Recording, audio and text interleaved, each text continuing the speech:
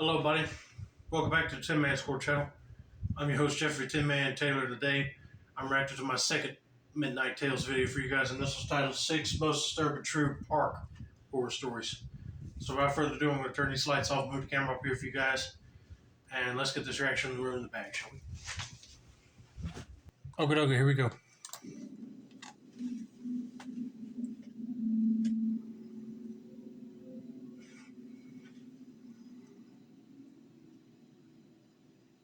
So lately, life's been kind of chaotic in my house. My girlfriend had a nasty fall during a horseback riding class and ended up with a concussion. Oh! So while she's been recovering, I've kind of become the full-time dog dad. We've got 3 of them, and let me tell you, they're adorable. But when they don't get their walk, they turn into absolute gremlins. Oh man, I am so sorry that your girlfriend got into a freak accident with her horse. But I'm glad she's okay and recovering. But yeah, if your dogs don't get their way from either walking or getting your attention somehow, then they'll start to growl and bark, or they just bother the heck out of you. They just act like little children if they have a tantrum, basically. One evening, around 7:30, I had just finished making dinner and realized the dogs were giving me that look, the take us out or suffer kind of stare. Normally, my girlfriend and I walk them together, but she wasn't feeling up to it, so I leashed them up and decided to do it solo. Now we live in a pretty chill college town near the university, and honestly, it's the kind of place where you'll see people jogging alone at night without thinking twice. Our area's got this long stretch of green parks and trails. People here call it the Green Line. It's this continuous path that cuts through the northern part of the city, lined with trees and benches, and it's always full of joggers, cyclists, dog walkers, and retirees doing weird Tai Chi routines. There's this one park right behind our place, and that's usually where we go. We don't always stick to the rules either. We let the dogs off leash once we're deep enough in, because, let's be honest, everybody else does it too. So there I was, standing in the dark, listening to Michael Bublé for some reason, eating a banana like it was the highlight of my day, while the dogs ran around with their little glowing collars. After they burned off enough energy, I leashed them back up and started heading toward home. As I got back on the paved path, I saw someone walking toward me under one of the few streetlights that dot the trail. The figure was tall, like seriously tall, with long limbs and this slow, steady walk that immediately gave me a weird feeling. He reminded me of that creepy alien from Signs, the way he moved, just too slow and too smooth. Okay, I don't know what show he's talking about. That would be creepy to see at a park. Unless it's a very tall, lanky man who might have some sinister intentions. But if he sees them dogs with you, he'll probably think twice before he decides to lunge at you. But I don't know what's going to happen here, so let's just continue on. Like something you'd see in a dream that turns into a nightmare. What really got me, though, was how he was holding something. At first, I couldn't quite make it out. He had his arms wrapped in front of him like he was cradling a baby, but it was so stiff, like he was pretending more than actually holding anything real. He wasn't looking down at it either.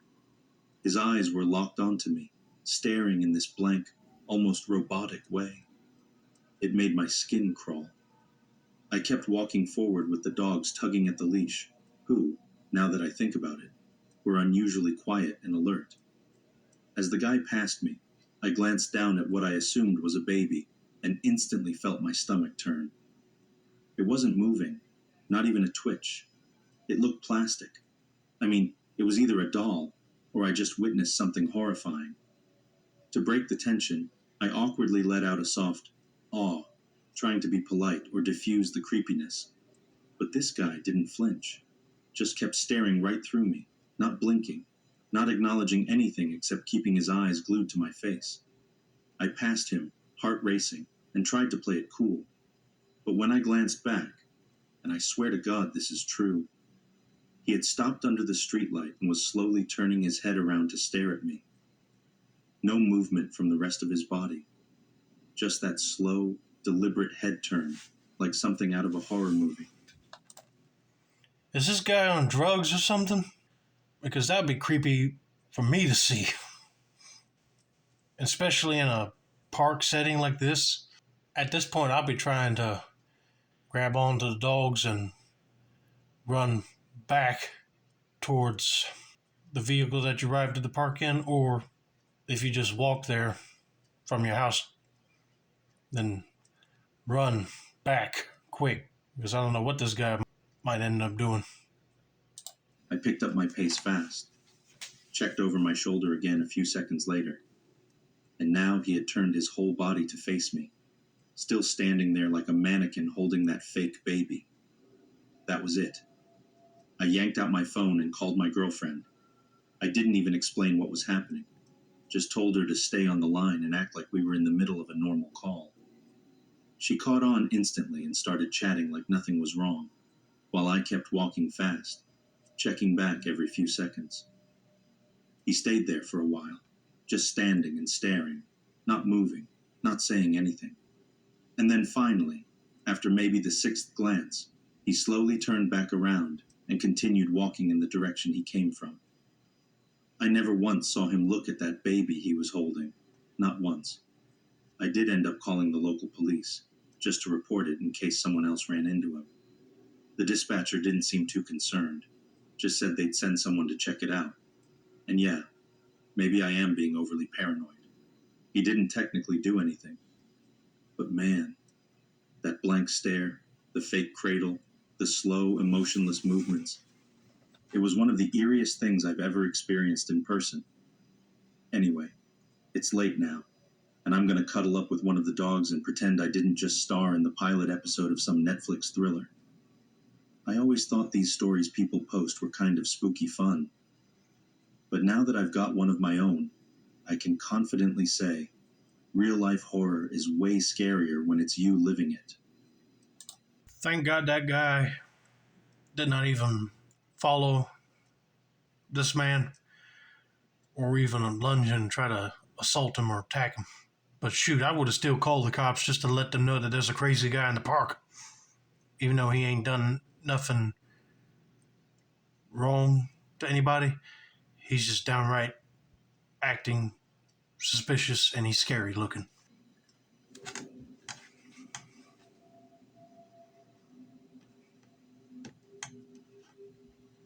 This happened back when I was in middle school, probably around 7th grade, maybe 8th. Okay. Our school had this cool little tradition where, on Fridays, if your parents signed a permission slip that morning, you could actually leave the school grounds during lunch. It felt like such a grown-up thing to do at the time, getting to roam around the neighborhood for an hour with your friends. That particular Friday, the weather was decent, cool but not too chilly, maybe even some light rain, but nothing that made us rethink our plan. So me and 2 of my best friends decided we'd walk over to the Asian grocery store nearby to grab some Chinese food from their hot bar. Once we had our styrofoam containers of greasy noodles and fried rice, we figured we'd go hang out at this park we always used to chill at. It was about halfway between the school and the store, and it had one of those jungle gyms that was built to look like a giant treehouse. Before he goes into detail about what their park looks like, that is a cool privilege just to have your parents sign a permission slip just so you can have lunch outside of your school. Like you could just roam around in different places until time for you to go back to class. But in high school, we did have some sort of privilege where carpentry class built these park benches and they put them outside near the cafeteria entrance. So if you had good grades, you can like eat lunch out there. But then a group of students ended up ruining that privilege for everybody because they did not clean up after themselves that good. So that whole idea was scrapped. And I think they just took up the park benches. They're not even there no more. I said, all it takes is somebody to ruin a privilege for everybody else. Because I guarantee if we had something like this, someone would probably slack off and might end up causing everybody to not be able to leave the school premises for lunch ever again. Complete with green plastic leaves on top. We climbed up and made ourselves comfortable in the play structure, sharing a big sunny D we'd all chipped in for because, middle school budgets don't exactly allow for individual drinks. This park was actually pretty big. There was a swing set and a baseball diamond, some picnic tables scattered around, and a huge open field that sloped up toward a bunch of houses with fenced-in backyards. On the opposite end of the park was a narrow creek that bordered a walking path with benches and garbage cans every so often. The creek was shallow, barely a foot deep in most spots, and across it was a huge fenced-in parking lot that led to this super creepy, long-abandoned hotel. It was a big place, maybe 4 or 5 stories tall, all the windows boarded up. Rumor had it the inside was still full of old furniture and beds, like it had just been left behind in a hurry. People said homeless folks would crash there sometimes. And underneath the road that bordered the creek, there was this dark tunnel that let the water pass through. It was covered in graffiti, the kind of place that dared you to explore it, but made you regret it halfway in. I wouldn't mind exploring something like this or even an abandoned building, but do it when you're not in school. Like, try to schedule like a weekend adventure for you and your friends, because if you go there, then you might get in trouble at school. Anyway, we were just chilling, eating our food, laughing about dumb stuff, when I noticed someone coming out of the brush along the creek. It was an elderly woman, or at least, that's what it looked like at first glance. She had one of those walkers with the tennis balls on the legs, and her whole body was hunched over like you'd expect from a frail old lady. But something about the way she emerged from the brush already felt off. I mean, how does someone with a walker even get down into a creek and back up again? She started heading across the park, and instead of turning to walk along the path like a normal person would, she came straight toward us. And I mean directly. Slowly but surely, this woman was making her way through the grass and heading right for our little treehouse platform. She had on way too many clothes for the weather, bundled up like it was midwinter, and a scarf wrapped around most of her face. She wore these huge sunglasses that hid her eyes completely. The whole look was oddly dramatic. Okay, she's probably mentally disturbed, so I would try to get down from your treehouse and get back to the school quick and let the staff know who you saw over there. Because if she starts following them, lock down the school because of her. I don't know what's going to happen here, so let's just continue. She stopped right in front of the play structure, standing at the bottom of the little ladder that led up to where we were sitting. And that's when things started to feel truly wrong. She was way too close. We couldn't whisper to each other without her hearing. I glanced down at her again, and something wasn't adding up. The smile she gave us wasn't warm or grandmotherly. It was stiff and weird. And then I noticed something that gave me chills. Her teeth. They weren't old person teeth. They were straight, white, and way too nice for someone her age. Definitely not dentures. And the little bit of skin I could see, it didn't look wrinkled at all. That's when my brain started catching up with the situation. This woman wasn't a woman, and she definitely wasn't old. There was no one else around, no parents, no other kids, just us and this person. None of us had phones yet.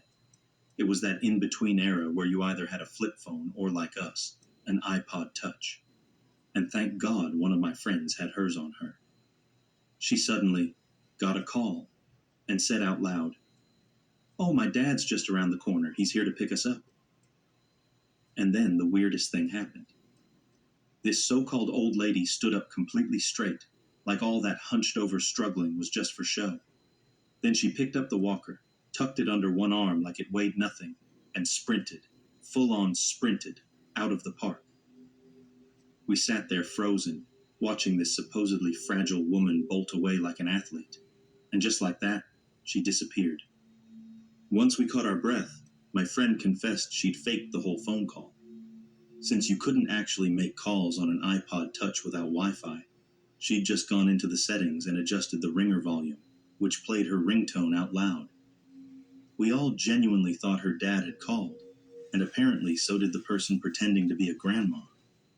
Looking back, we're all convinced it was a man. The build, the height, the way they moved once the act dropped. It made total sense. They must have come from that old hotel across the creek, or even through that creepy tunnel under the road. And honestly, I still get chills wondering what their plan had been if we hadn't scared them off. Probably gonna kidnap you. But I knew once they said that this supposed woman stood straight up and ran away with that crutcher, it was fake all along.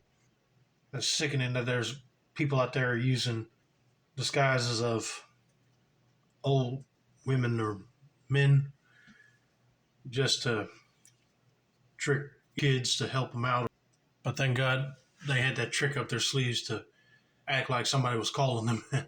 That person didn't want to get caught, so they took off.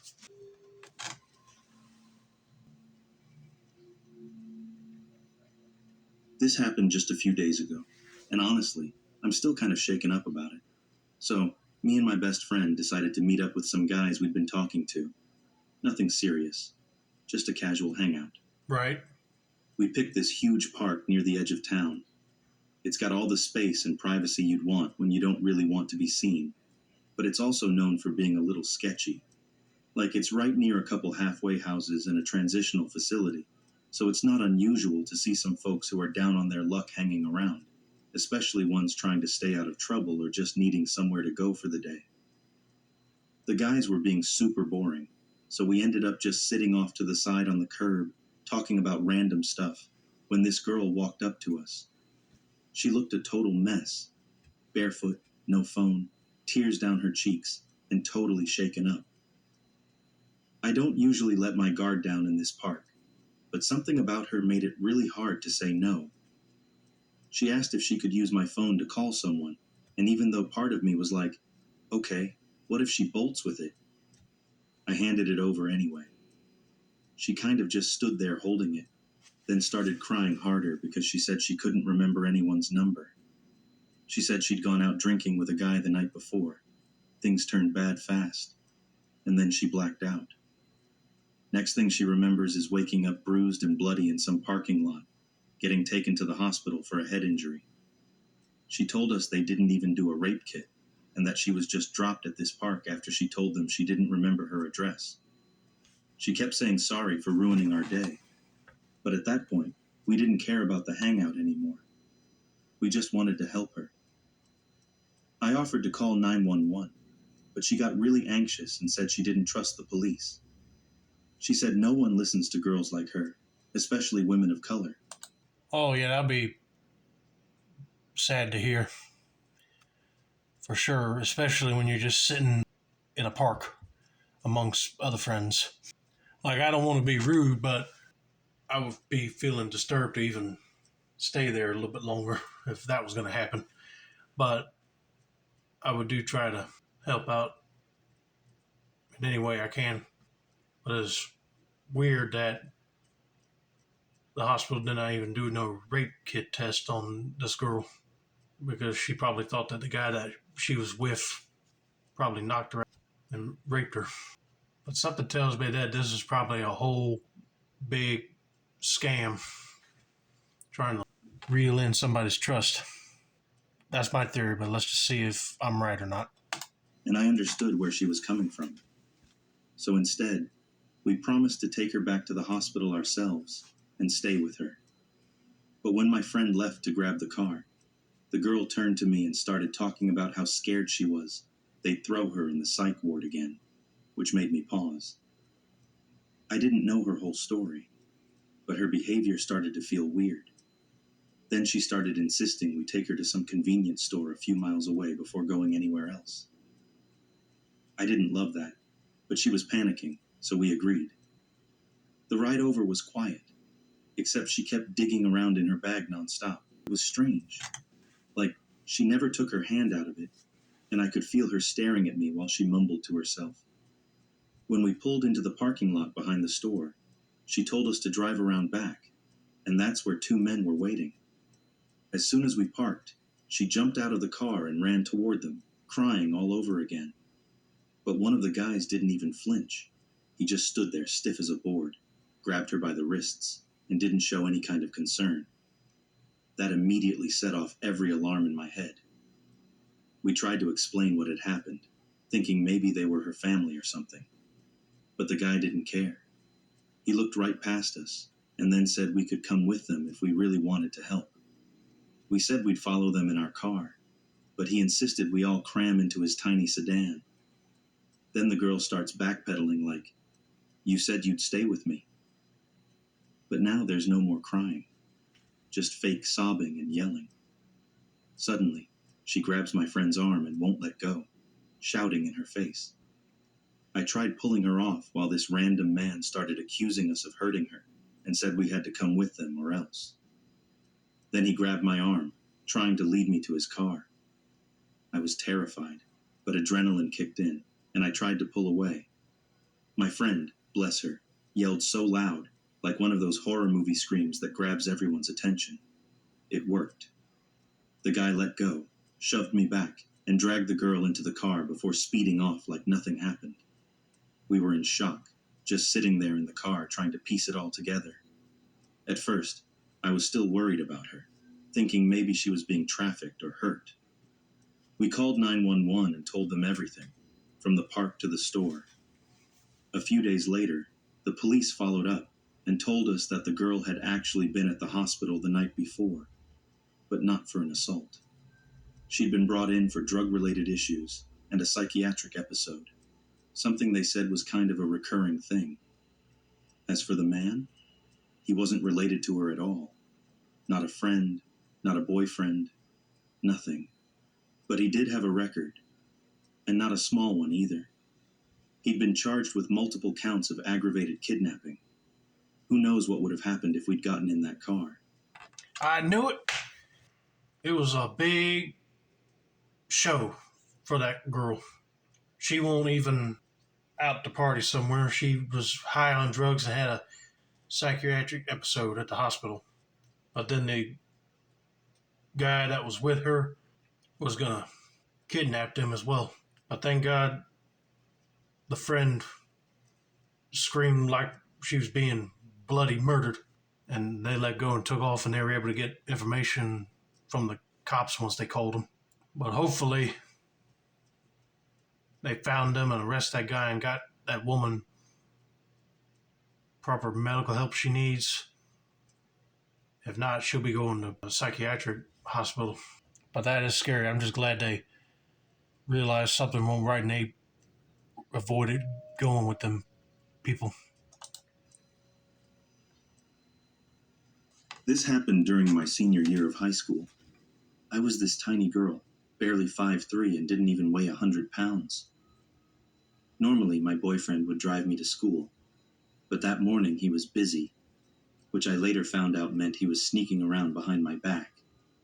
So I was waiting alone at the park near my house, where the school bus usually picked a few of us up. That day, though, none of the other girls were there, just me, sitting on a bench with one earbud in, trying to stay alert like I always did.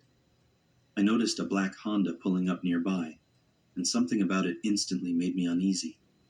It parked close, and I kept an eye on it without being too obvious because I didn't want to seem paranoid, but my gut was definitely waving red flags. After a few minutes, two tall men stepped out and started walking toward me. The feeling in my stomach turned to stone.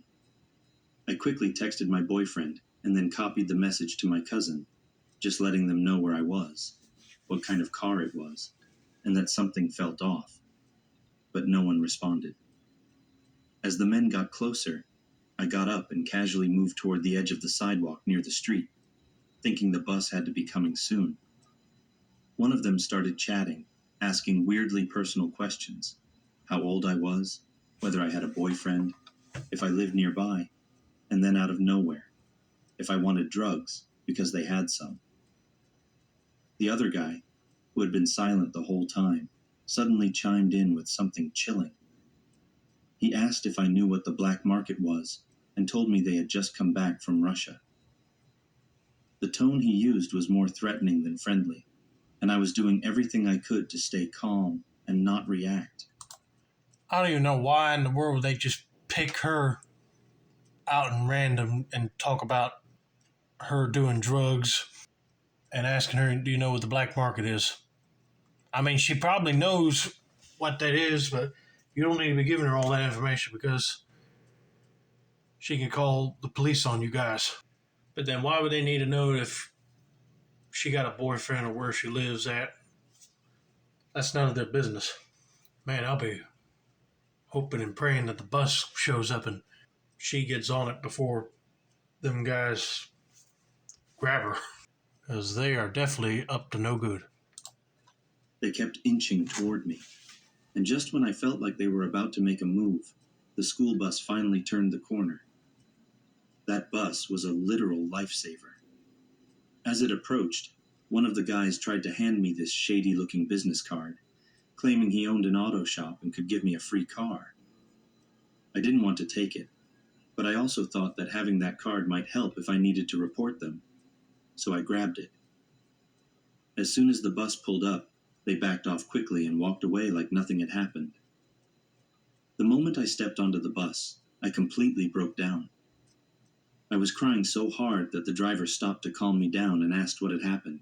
When I told her, she said she saw the guys near me but assumed they were people I knew because they were standing so close.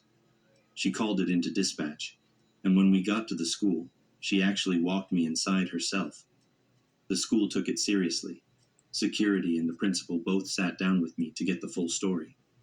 I handed over the card, and the principal said he'd call the number and pretend to be my dad just to see what the guy would say.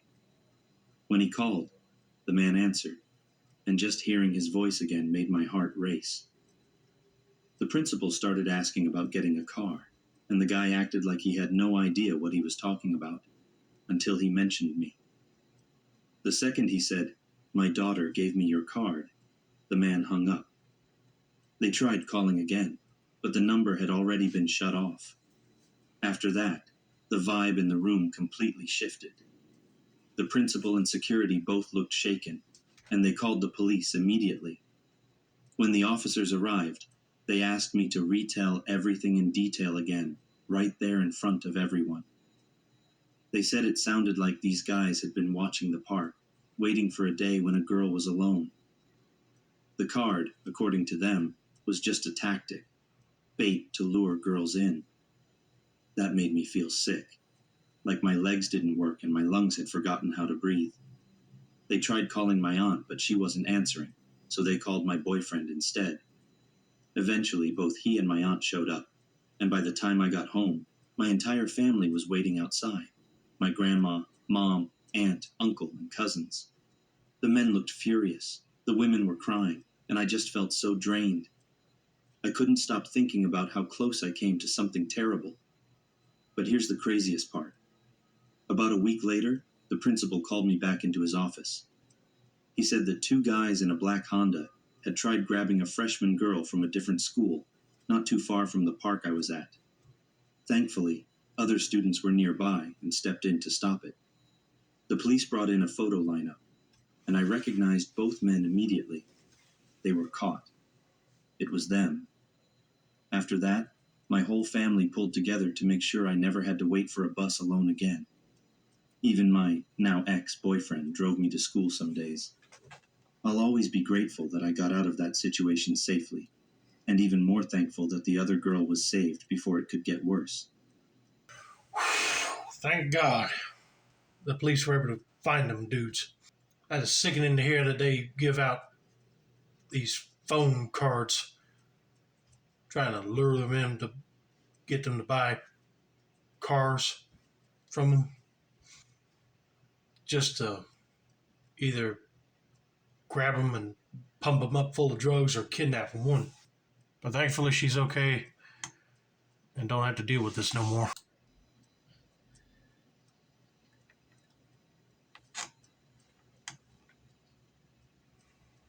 So this happened a couple years ago, during autumn here in the UK. If you've been through a UK autumn, You'll know how early it gets dark, like full on nighttime by 4 p.m. It was school break, so all the kids were off, including my girlfriend's younger brother. At the time, I'd been with her for about a year, and her family liked me, so I offered to watch her little brother for the day. She'd been feeling stressed, and I figured she could use some time to herself, just to decompress without any responsibility. Her parents were heading across the country that day, and were more than happy to let me help out. So I showed up at their place around 8 in the morning.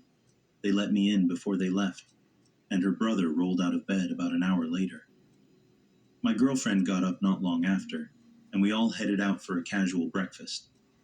After we ate, I dropped her back home and took her brother out to the local park to burn off some energy. By the time we got there, it was just after 2 p.m. and the place was packed with families. Typical weekday fun. But like I said, autumn UK. It started getting dark real quick. By 4 p.m., the park had cleared out completely. I shot a quick text to my girlfriend telling her we'd be heading back soon. Her brother and I had totally lost track of time because we were just goofing off and having a good time.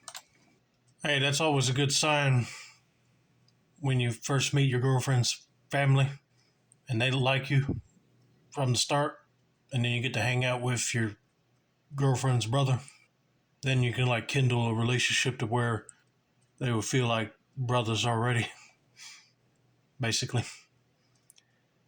But yeah, if you lose track of time because you guys goof off walking in the park, you need to hurry up and backtrack before something bad happens. But I don't know what's going to happen here, so let's just continue playing this video and see what happens, shall we? Especially since we had the whole place to ourselves. We climbed up this massive play structure with a twisty slide and were just chilling at the top. It was basically pitch black at that point, so I had my phone out using the flashlight.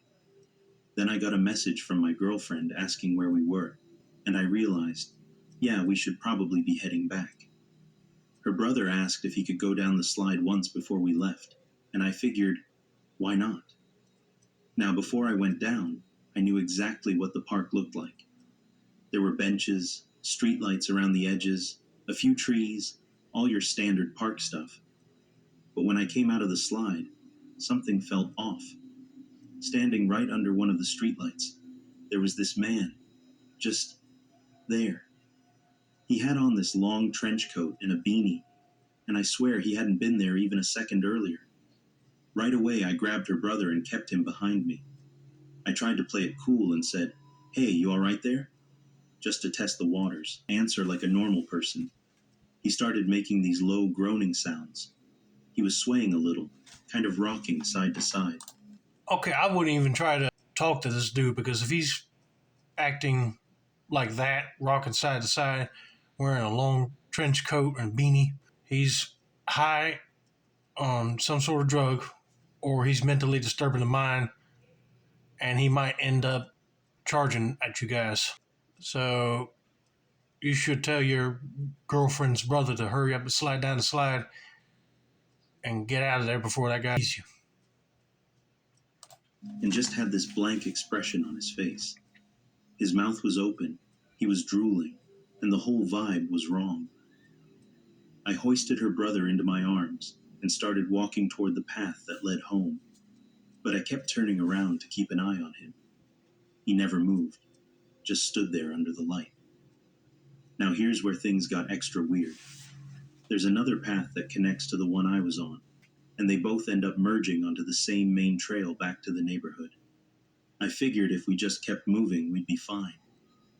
After a couple minutes of walking, I finally relaxed a bit, thinking we'd lost him. But nope, there he was again. Just ahead of us this time, under another streetlight, messing with something in his hands. I squinted and realized it was a knife. Not even subtle about it. I started walking faster, trying not to panic. The kid had his face buried in my chest by then, clearly scared. I kept checking behind me, and every time I looked back, that guy seemed closer. It wasn't like he was walking, though. It was like he'd teleport to the next light. I counted the lights behind him, and sure enough, he was getting closer without making a sound. When we finally turned the last corner toward the street where my girlfriend lived, I heard it. This heavy stomping and louder, angry groans. That's when it hit me. He was running. I took off at full speed, didn't stop till I made it to the alley beside her house.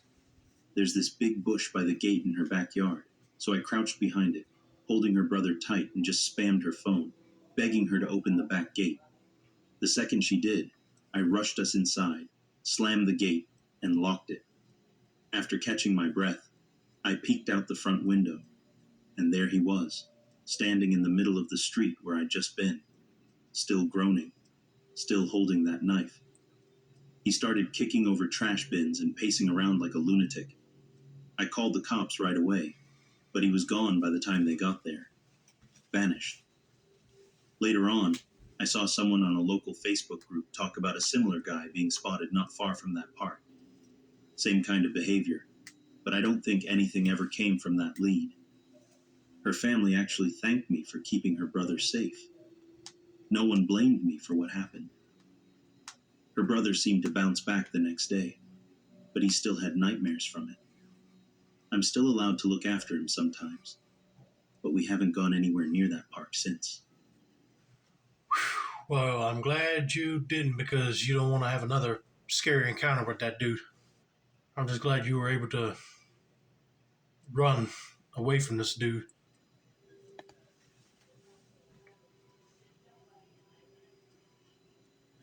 This happened just last week, and I swear to you, it's hands down the creepiest thing I've ever experienced. I'm not usually one to get spooked easily, but this really shook me. I still get chills just thinking about it, and it's the kind of thing I'll probably remember for the rest of my life. So, it was a weekday evening, and I decided to take my dog to our usual dog park. It's fenced in and generally pretty lively around 5 or 6 p.m., since that's when most people are off work and bring their dogs to let them burn off some energy. It had rained earlier in the day, but by the time I went out, it had cleared up. I figured we'd still see a decent crowd, but surprisingly, only one other guy and his dog were there. I recognized them. We've chatted before. So we made small talk while our dogs played around like maniacs. But something about the atmosphere that evening was just weird. There was this thick fog hanging low over the park, making everything feel damp and kind of claustrophobic. The air was that gross mix of humid and chilly, the kind that gets into your clothes and sticks to your skin. When the guy and his dog eventually left, I stuck around to toss the ball for a bit longer, thinking I could squeeze in a few more minutes before it got too dark. So I'm throwing the ball, just messing around with my pup, when out of the corner of my eye, I notice someone. There's a man standing on the other side of the fence, dressed head to toe in black, hood pulled up, not moving at all, just standing there, facing our direction. I couldn't see his face, so I wasn't even sure if he was staring at me or not, but it gave me a really weird feeling. At first, I tried to play it cool. I thought, okay, maybe he's just watching my dog because he's a puppy and people always do that. But every time I threw the ball in that direction, trying to casually check if he moved or something, nope, still as a statue. At that point, I was getting a little freaked out. The sun was nearly gone, and I started realizing how alone I really was. The dog park only has one way in and out, and that guy was basically parked right near the only exit. I didn't love the idea of walking past him, but standing there any longer felt worse. I gathered up my stuff and slowly made my way toward the gate, trying to act like everything was normal. I glanced at him a few times, still standing there, but now he'd turned his body slightly more in my direction. So I pulled out my phone and pretended to be on a call.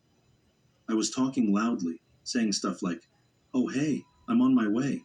You'll be there in 15. Wow, okay, I'll hurry." Just anything to make it seem like someone was expecting me soon. The second I stepped out of the gate, he started moving. Not walking normally, though, more like this weird shuffle. He'd take a few steps, then stop. Then he'd turn around to look at me, then keep going.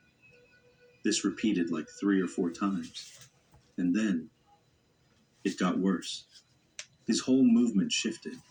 He started lifting his legs in these huge, exaggerated steps, like some kind of twisted ballerina tiptoeing through the parking lot. And while he did this, he kept tossing his head back to look at the sky in this rhythmic, unnatural way. It honestly reminded me of that creepy smiling man story. Exactly like that. Except he wasn't moving quickly. Just slow, deliberate, bizarre movements. Still stopping every so often to look back at me. I had no choice but to follow the same path to get to my car, which meant walking behind him.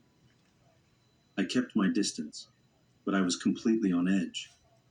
Every nerve in my body was lit up, like my instincts were screaming that something awful was about to happen. My hands were cold. My chest was tight. I've never felt so deeply afraid before. And then, all of a sudden, he turned sharply and disappeared into the trees off the side of the path. For a second, I thought maybe that was it. I picked up the pace, hoping to make it past where he'd gone into the woods before anything else happened. Yeah, second bad call of the night. As soon as I passed that spot, I heard branches snapping. I turned and saw him charging out of the woods, this time fast, no more weird shuffling. He was power walking right at me, his face still hidden by the hood, but his posture aggressive and stiff. That was all I needed. I grabbed my dog, who by the way was completely oblivious and probably thought this was some awesome game, and sprinted the last 30 yards to my car. I somehow managed to scoop him up mid-run. He's not light. And jumped into the driver's seat, locked the doors, and started the engine with my hands shaking like crazy.